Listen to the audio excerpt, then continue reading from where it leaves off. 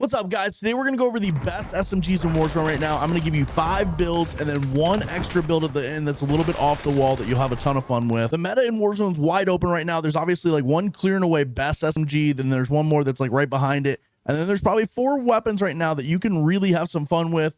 And especially if you're not playing ranked, if you play pubs or casuals, you can use any of these and have a ton of fun. Okay, so first I've got you with the C9. This is the overall best SMG in Warzone right now. It shoots really straight. It's got a lot of damage. It's got one of the fastest TTKs in the game right now, and it's just a ton of fun to use. If you're playing ranked, this is the weapon I suggest you use for your close range.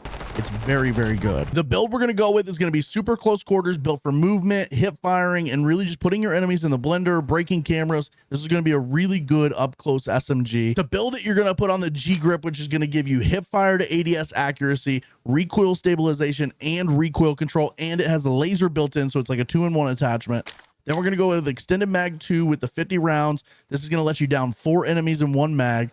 Then we're going to go to CQB grip, which is going to give you slide to fire speed, dive to fire speed, and sprint to fire speed, which is insanely important up close. I don't care as much about aim down sight speed. In those close range fights, you need sprint to fire speed more than anything.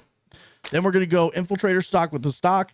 It's going to be a lot of strafing speed, aim down sight, movement speed, whatever you want to call it, aim walking movement speed. It's going to make you harder to hit while you're fighting or just while you're moving.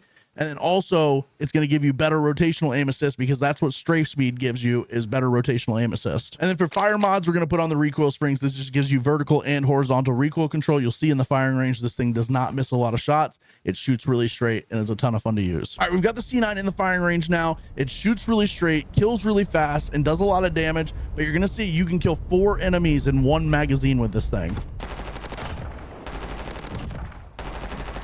Just like that. So you don't really miss a ton of bullets, and you kill 4 enemies in 1 mag. Next up, we've got the Ladra, which is a close second to the C9. It technically kills faster, but there's some things about it that make it not really the best all-around SMG, where the C9 does everything better.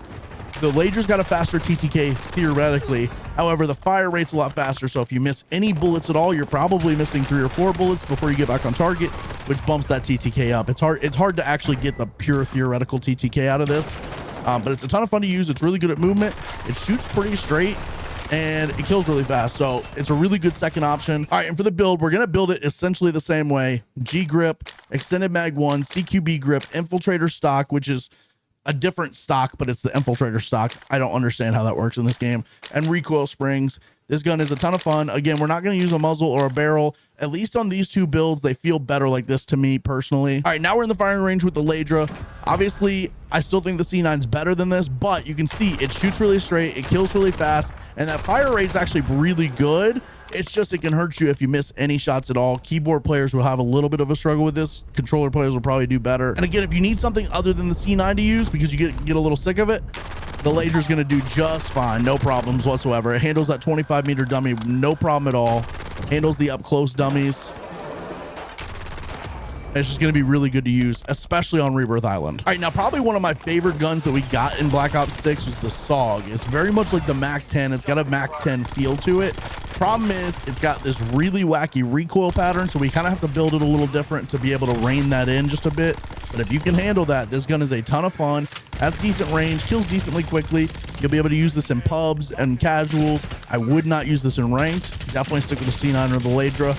But if you're not playing ranked, this gun is a ton of fun in the other modes. For the build, we're going to switch it up from the other builds. We're going to go compensator and vertical foregrip to really rein in that recoil control, along with the recoil springs back here.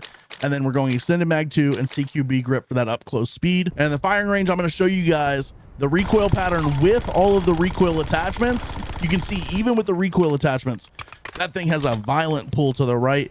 The thing is, a lot of your up close kills, you'll probably be able to kill them or down them in that first part of the recoil pattern before it yanks to the right. Like, if you watch this, right, you're going to kill this guy before it gets to that hard right, like yank, I guess is the best thing I can call it.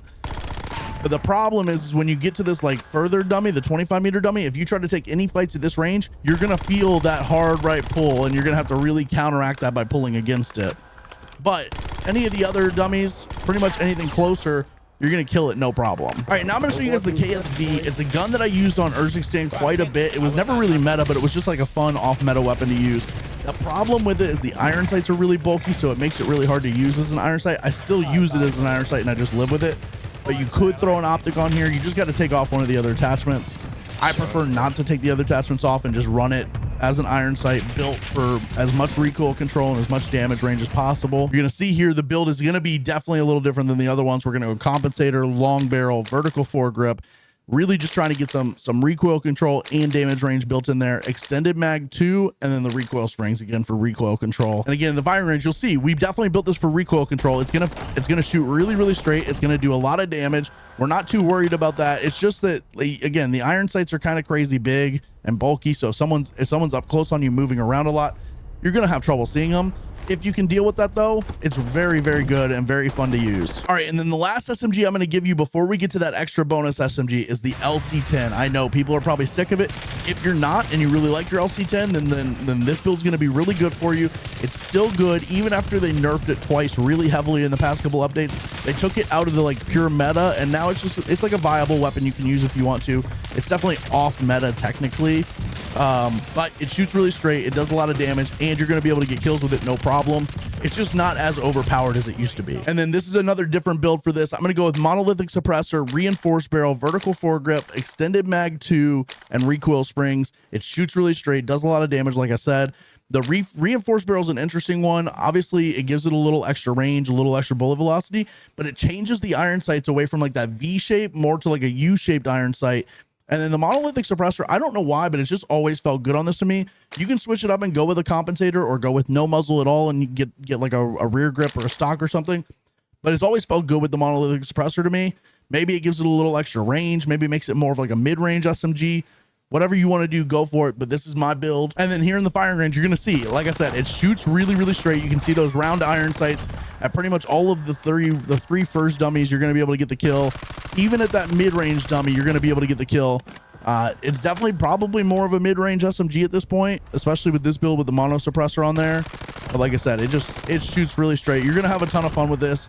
Unless you're really sick of the LC10, this is still going to be a good option for you for sure. All right, and then the bonus loadout I was telling you about is the Striker from MW3. It's off the board. Haven't really heard about it much recently because the Black Ops 6 SMGs have been so meta. But the big thing is it shoots really straight. It puts out a lot of damage. There's not a lot of visual recoil to it, which is really nice compared to a lot of the weapons we have. And then here's the build for it. It's going to be slate reflector, quartermaster suppressor, Bruin heavy support grip, 48 round mag, and the no stock. The no stock doesn't really hurt it that much for recoil or anything like that and keeps it speed up. Other than that, like it's just a really off the wall build.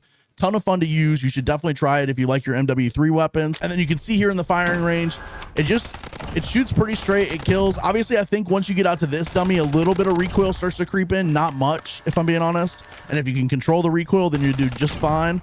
But this thing is very fun to use and it kills very quickly. And thank you guys so much for watching. Make sure to like the video and let me know down in the comments if this style of video is something you like watching. Obviously we can do some more gameplay styles, but also these styles where we're in the firing range and the gunsmith, really just like breaking down the builds. I like doing this too. So if you like this, let me know. And then I look forward to talking to you guys in the comment section.